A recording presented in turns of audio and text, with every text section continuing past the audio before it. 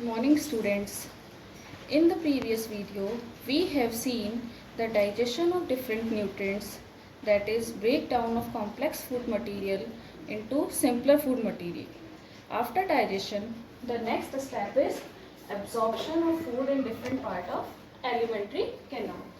Most of the nutrients which are digested by the process of digestion are absorbed in the small intestine and large intestine.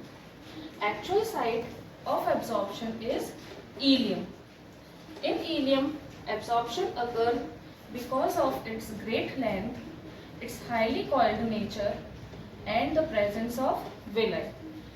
Villi have microvilli which act like a brush border, thereby increasing the surface area which help in absorption.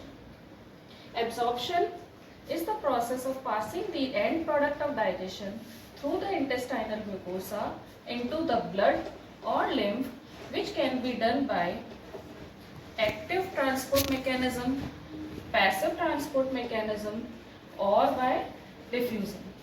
For example, absorption of amino acid, glucose, etc. occurs by active transport. Active transport means at the expense of energy. Absorption of water mainly occurs by the process of diffusion. Certain vitamins and water can also be absorbed by passive transport mechanism, especially in large intestine region. Absorption of fat occurs in a special mechanism in which, as we have seen, that fat on digestion converts to fatty acid and monoglyceride.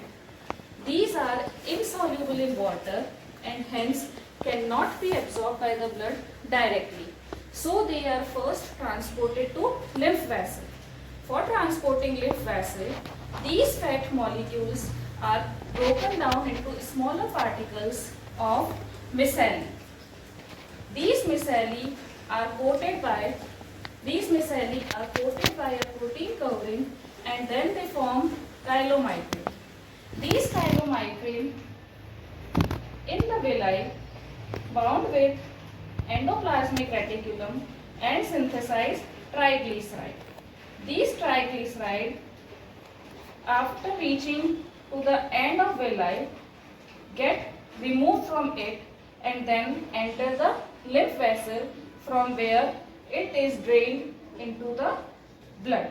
In this way, fat is absorbed indirectly into the blood via lymph vessel. Absorption of food by the blood vessels. The food is then transferred to the body cell, which is used for production of energy for growth and repair of cells. The energy is stored in the form of ATP molecule. The extra food is stored in the form of fat and glycogen. In case of animals, the food is stored as glycogen, whereas in plants it is stored as cellulose. From these, many necessary materials like protein, carbohydrate, fats, etc. are resynthesized with the help of liver. After assimilation, the last step of nutrition is egestion. Egestion means elimination of waste material from the body.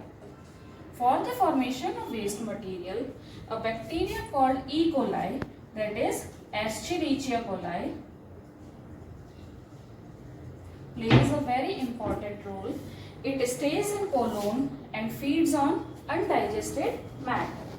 Because of its feeding, it results in the production of many important constituents also, like vitamin B12, vitamin K, vitamin B1 and vitamin B2 are formed in colon, which are reabsorbed by the wall of colon.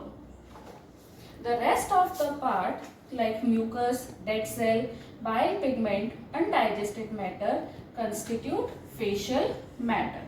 This facial matter is stored in the last part of large intestine, that is rectum, temporarily. Now, when the rectum wall contracts, a pressure is created because of which an opening of sphincter occur and the facial matter is ejected out through anus. Thus, overall nutrition involve ingestion, digestion, absorption, assimilation and egestion.